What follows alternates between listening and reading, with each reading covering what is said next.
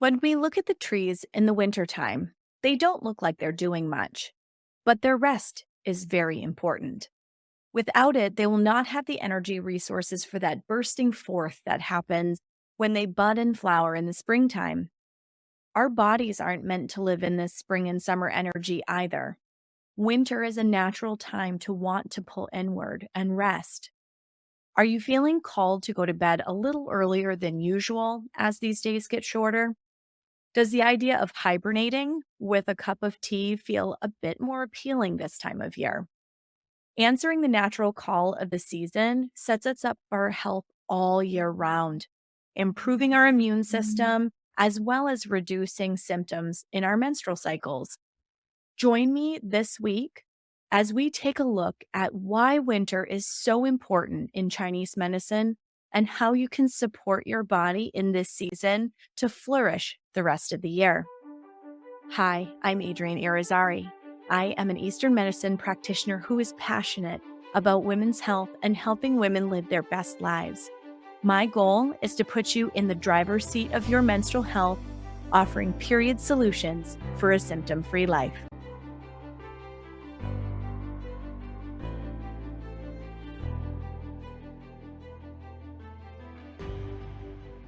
Welcome back to another episode of the Reproductive Rebel podcast. Today we sit on the doorstep of the winter solstice, so I thought that it would be appropriate timing to talk about how to best care for ourselves during the winter time to set up our health and our cycles for success for the rest of the year. So winter is the most yin aspect of Chinese medicine. And that means that it is dark, cold, slow, and more inward energy. So if you look out the window and you look at the trees, for those of us that are in the Northern Hemisphere, you will notice that there are no leaves on the trees, right? They don't look like they're doing anything. But this rest period that they get is absolutely critical in terms of them being able to bud and flourish and produce fruit the rest of the year. So why would our bodies be any different? Our bodies are very connected to nature. Being outside helps our sleep cycles. Our bodies, our bleeding bodies, move on the lunar cycle. There's a reason why our menstrual cycles, when they are healthy, should arrive between 28 and 30 days. It's because the lunar cycle is 29 and a half. So we are very connected with our natural environment, even in this modern era where we think that there's a disconnect. We absolutely cannot separate ourselves from nature. So if you're thinking about these descriptive words of dark, cold, slow, inward, they all make you think of sun coming up later, sun setting earlier, these ideas of wanting to go to bed earlier, hunkering down by a fire, slowing down, right? These are all things we want to do in the wintertime. It is natural and normal and actually very healthy to honor that call that our bodies have towards more rest. Because just like the trees, we need that kind of rest this time of year in order to flourish the rest of the year. So in Eastern medicine, each season of the year corresponds with a different organ network. And if you listen to episode 3 this year, where I interviewed Dr. Lindsay Tucker, we talked about spring and the season of the liver. Here we are in the winter, and now we are talking about the kidneys. So in Eastern medicine, the kidneys are more than just an organ. They're seen as storing energy known as prenatal qi, which is the qi that we inherit from our parents.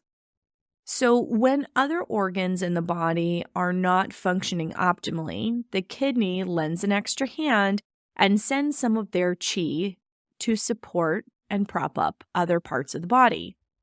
So when we're continually drawing on that resource, This is where we'll see some premature aging, actually, and we'll see fertility issues and things like that, because if you're running in a constantly stressed state, the body puts all of the resources into getting you away from that saber-toothed tiger, right? So this is a really beautiful time of year to be able to help support that kidney energy. Because while we inherit some of this energy from our parents, and that is a finite supply, we can actually influence some of our chi as well through diet, lifestyle, how we spend our energy, how we manage our stress, all of those kinds of things. Kidneys store Jing, which is our basic and fundamental energy. And when we deplete Jing, it leads to accelerated aging.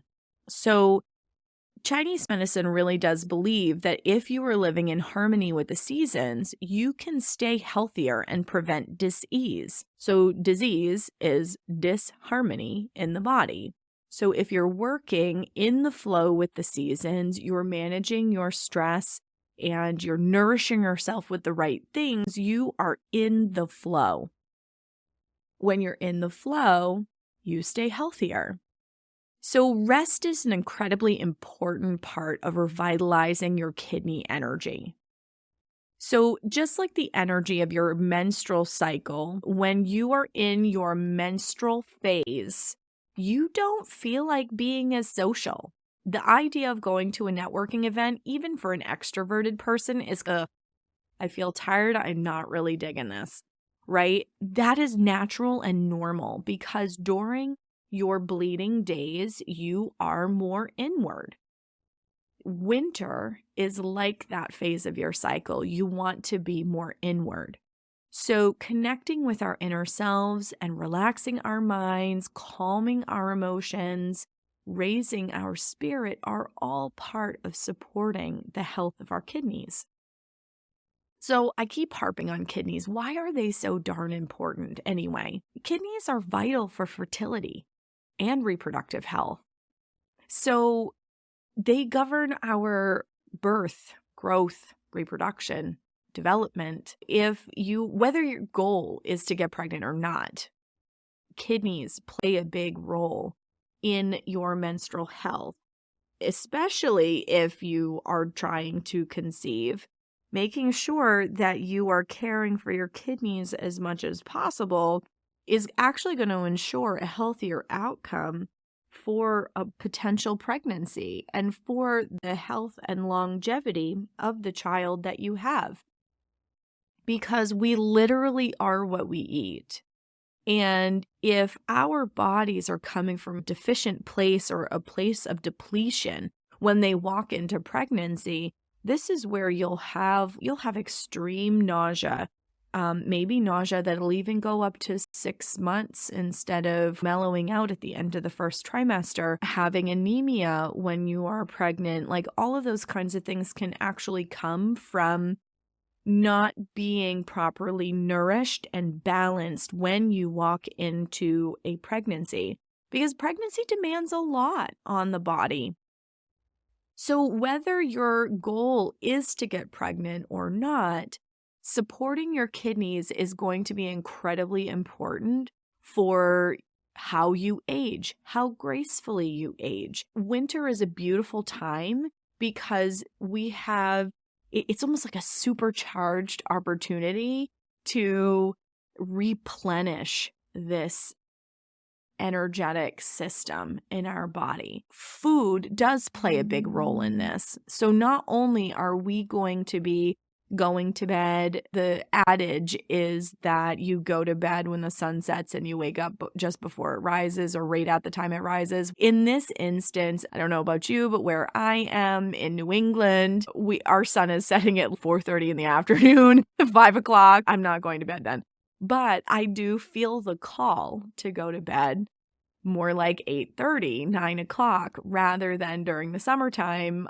I'm not feeling that call until closer to 11, but the sun doesn't set until 7:30, almost 8. So just listening to what your body is asking for. And for some of us, when we're just so used to artificial light going from thing to thing. Like we might be completely out of touch with what our body's actually asking for.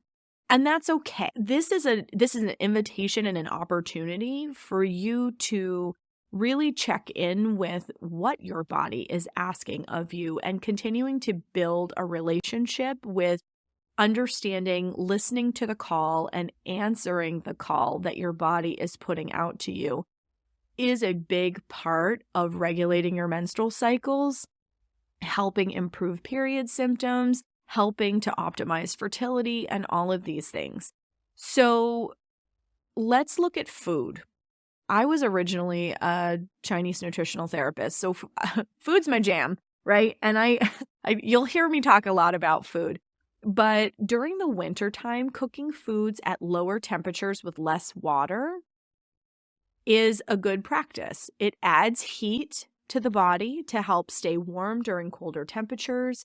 So things like hearty soups, whole grains, roasted nuts, all of those things are really good for the kidneys. A lot of times I'll put a soup in my crock pot and then I'll bake something in the oven, right? Baking puts a lot of heat into your food, which is really great. Foods that are warming in nature. So these could be some of your warming spices. Not only the temperature that you're actually serving the food at, but the profile of the spices that you're using in it. So chili powder, coriander, like those types of things, those are very warming in the body, which is lovely in the colder months. So we're going to want to stay away from raw foods, because your stomach, your body, the energy in your body is more aligned with having a salad during salad season, right? So think about what you can access during certain seasons. Yes, I know you can have a salad all year round, but you're going to get fresh salad fixings from a farmer's market in the summertime. That is the time of year that your stomach, your body, your energy in your body is more appropriately aligned for raw foods. And the same is true for soups. When I talk to my clients, like as we're coming into the fall, a lot of them will talk about, oh, I'm so excited that I get to start making some more soups and I'm looking forward to having the squashes and that type of stuff, because that's something we naturally, if we're really in tune with it, get pulled to in the fall. The winter is no different. A good rule of thumb for things to keep in mind in terms of supporting your kidneys in the wintertime are blue and black foods, okay? Just like those descriptors of yin and winter in Chinese medicine are dark, right? Think about dark foods, blue and black foods. So things like black beans, black sesame seeds, blueberries, blackberries. Another really easy way to remember all of this is that you've got foods that look like this particular organ. So kidney beans, cashews, walnuts. Walnuts also look like little brains too, and the nutrients in walnuts are awesome for not only kidneys, but they are good for brain health as well. But bone broth, all right, so we're back to the soups. Kidneys support bone health. So for those of us who are getting towards the end of our bleeding years, we are maybe questioning if we are on the perimenopausal transition spectrum, right? This is even more important for you. So over 35, our bone health starts to change. Some of it has to do with the change in our chi after 35. But bone broth is so important. It helps to give you the building blocks you need for nice, healthy, strong bones. So as you transition out of your menstruating years into your second spring or your postmenopausal years, you're setting yourself up for success. So I cannot emphasize enough how important bone broth is. Even if you just want to sit with a nice hot cup of bone broth and drink it that way, I have some clients that put a little sprinkle of Himalayan sea salt in it and they drink it just like that.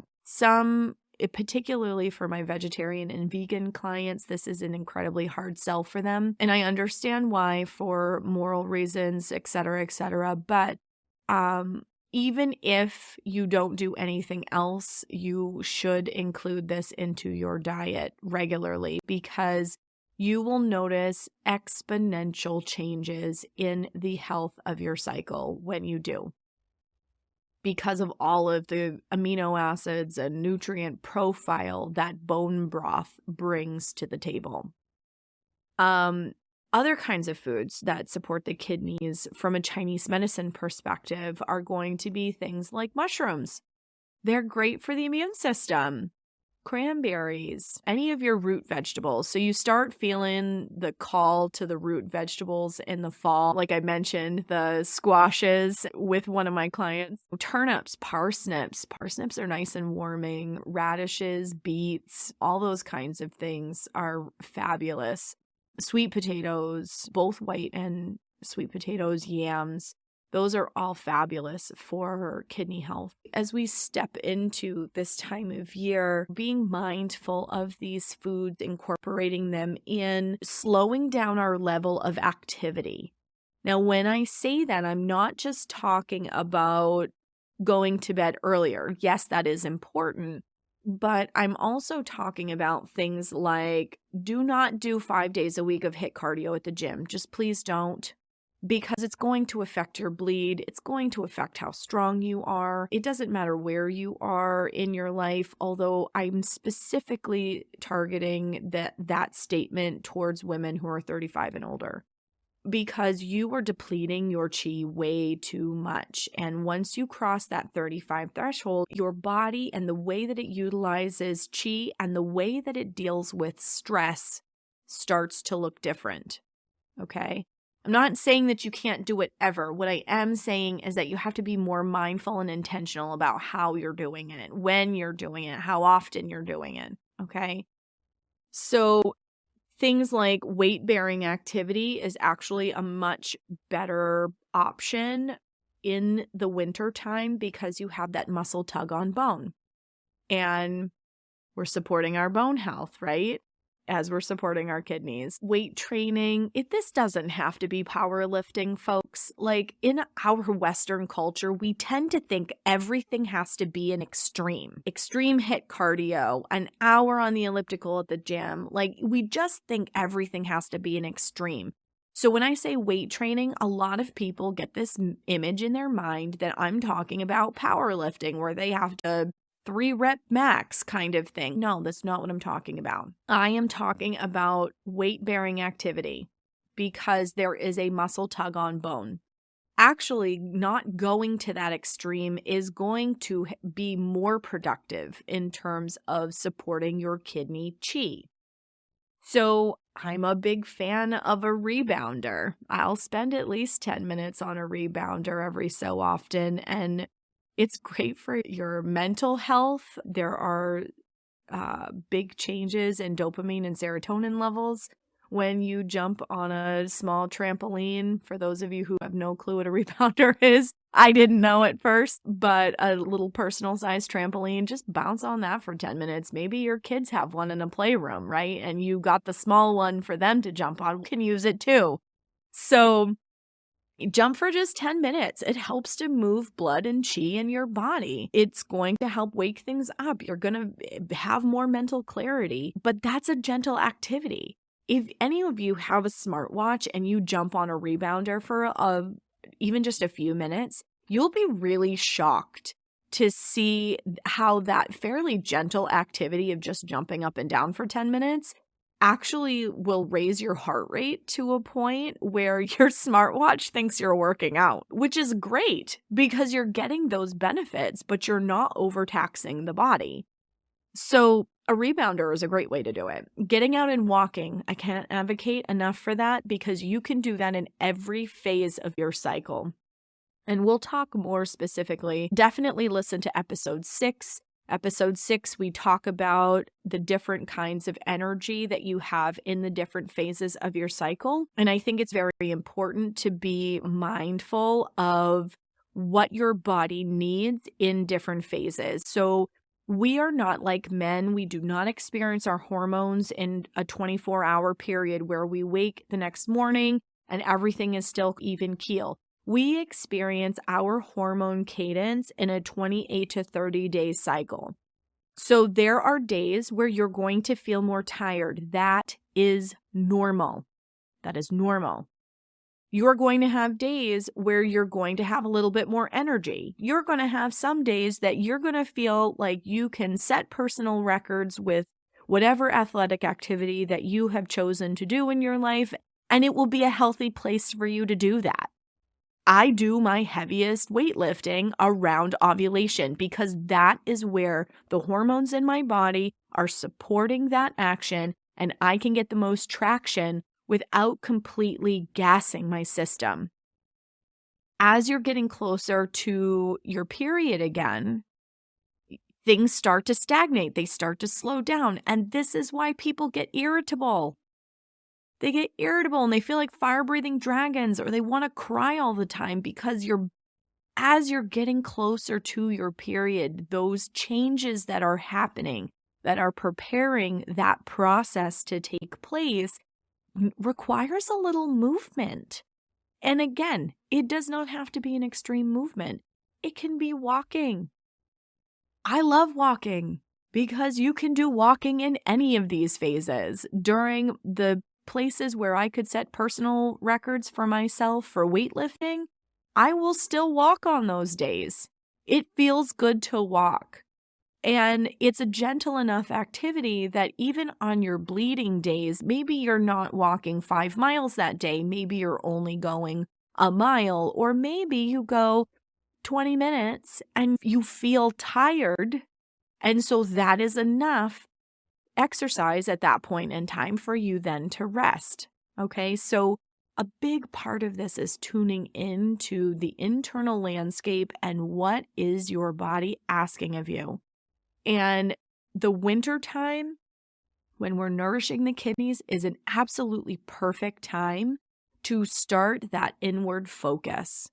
We talked in a previous episode about intentional setting of goals for the new year. In this instance, it's the same kind of thing. Like, you are really plugging into what does it feel like in my body when? And if you are trying to lift heavy weight on day 3 of your period, because believe me, I've seen it. If you are trying to lift heavy weight on day 3 of your cycle and you're asking your community of people to prop you up, to help psych you up because you're so tired you can't function through it, your body is already telling you. Your body is saying, hey girl, I'm too tired for this. If you have to ask people to help psych you up because you're tired, you're tired. That's okay. That is totally okay. You cannot lift and exercise the same way that a man can. You can't. And it has nothing to do with one body being superior or the other being inferior. It has everything to do with the fact that we have different levels of hormones. Our hormones do different things. Our hormones call the shots. And if we are trying to swim upstream against the rapids, we get tired. That is normal. So if you just learn to embrace that flow, no pun intended, that some parts of the month you're going to be tired. Some parts of the month you're going to feel like a rock star and a superhero. And where is my cape? Because I can do all of the things, right? So use the energy that your body is saying, I have this today. I have gas in the tank. Let's go get it. If you are that day 3 HIIT cardio person or that day 3 trying to lift super heavy weight person, I beg you to reconsider, because your body, you're just starting to have a rise in your FSH, which is your follicle stimulating hormone. You're just barely starting to get a rise in that hormone in your body, where naturally you start to have your energy come up a little bit, but not to a max out place, because if you push really hard that day, I guarantee you're going to be tired for the next 2 or 3. And it's going to take you that much longer to recover in order to then start going after your goal again. So if you are just mindful of the fact and turn inward, that natural inward turn that we have in our menstrual phase in the winter time, if you are mindful of that, and I know I keep using this mindful word over and over again, but I do that because as a culture, we are out of touch with our bodies, period. We are out of touch with our bodies. We ignore the very obvious signs that they are sending us, saying, this is too much for my system right now. I am too tired for this. I am too hungry for this. I am too weak for this. Please give me what I need. And it will ask you by the flavors of the foods that it asks for. So if it's asking for salty things like potato chips just before your period, that is the kidneys talking. Okay, it means your kidney energy is weak. If your body is asking for sweets, right? So we have this stereotypical chocolate craving thing that happens before our periods. That's more of a spleen looking thing. Things that are sweet, your body is looking for the sweet flavor. It does not mean it's looking for refined sugar, although that is how we have been taught to interpret that sign. But it's actually, if you give it a sweet potato and squash and things that are in that sweet flavor category, you're actually going to find that craving is going to chill itself out because you've answered the call that your body is asking of you. So the winter season is a beautiful opportunity to slow down and to start practicing listening to that little voice inside of your body that goes, I'm too tired today. I feel like going to bed right now. I need this introspective time because just like the leaves are not on the trees right now, this time is important for that bursting forth that happens in the springtime. Our bodies, as bleeding bodies, as cyclical female bodies, we are not biochemically wired to live in spring and summer energy and that go, go, go, fruitful place all year long. There are 4 seasons in nature for a reason. There are 4 phases of our cycle in our body for a reason. There are 4 phases to the moon. It's not a coincidence, folks. It's really not. And when you're struggling with menstrual health problems that are running your life, like pain, irregularity, bleeding at inappropriate times, all of those kinds of things, it comes back to listening to your body. Your body is really smart, and it will tell you everything you need to know. And one of my goals with this program is to teach you how to listen to what it's saying and how to interpret the language that it is lovingly trying to communicate with you in. Because your body is brilliant, it knows what it needs, and it is entirely possible, and a large piece of it is diet and lifestyle, in terms of being able to reclaim your health and level set symptoms that show up in your menstrual cycle. So honor the call of winter. Pull inward, hibernate a little, sleep a little more, nourish yourself with great foods like bone broth and other kinds of black and blue foods, and really take this winter time to recharge your kidney battery so that regardless of whether you have intentions of getting pregnant or not, that the rest of your months this year, all of your cycles will become healthier and healthier.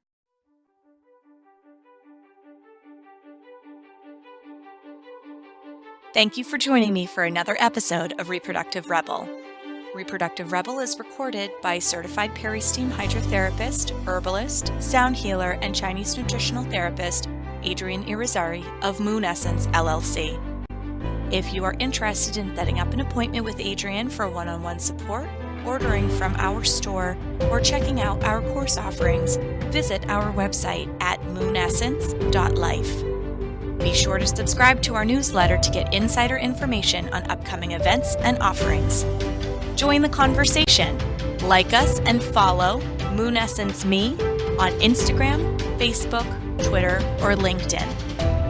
Your voices make this program possible. Thank you all for your continued support.